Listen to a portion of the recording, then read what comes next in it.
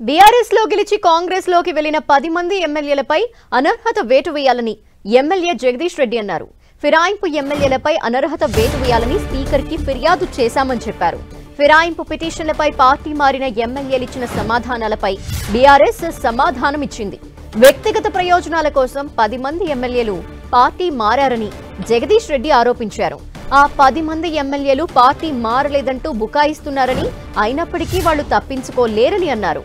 ఫిరాయింపు ఎమ్మెల్యేల నియోజకవర్గాల్లో ఉప ఎన్నికలు రావటం ఖాయమన్న జగదీష్ రెడ్డి వాళ్ళకి రాజకీయ భవిష్యత్తు లేకుండా ప్రజలే బుద్ధి చెప్తారని అన్నారు.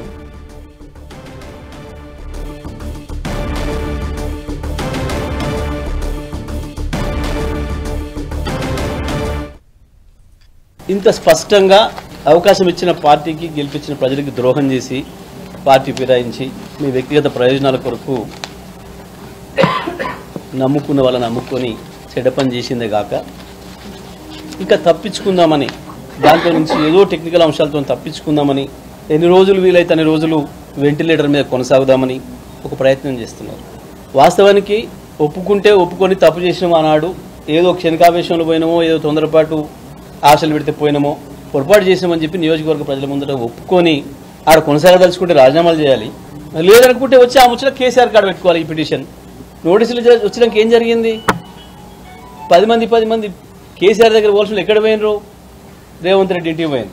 రేవంత్ రెడ్డి ఇంట్లో ఓ సమాలోచన జరుగుతున్నాయి గంటల తరబడని మీ మీడియా ద్వారానే చూసినాం. రేవంత్ రెడ్డి మీకు భరోసా ఇస్తున్నా, మీ భవిష్యత్తుకు నాది హామీ అని అన్నట్టుగా కూడా తెల్లారి పేపర్లలో చూసినాం, టీవీలలో కూడా చూసినాం. ఇది కూడా అబద్ధమేనా? ఇంతమంది టీవీలలో అపోహపడుతున్నారు, బీఆర్ఎస్ కార్యకర్తలు అపోహపడుతున్నారు, మేము అపోహపడుతున్నాం.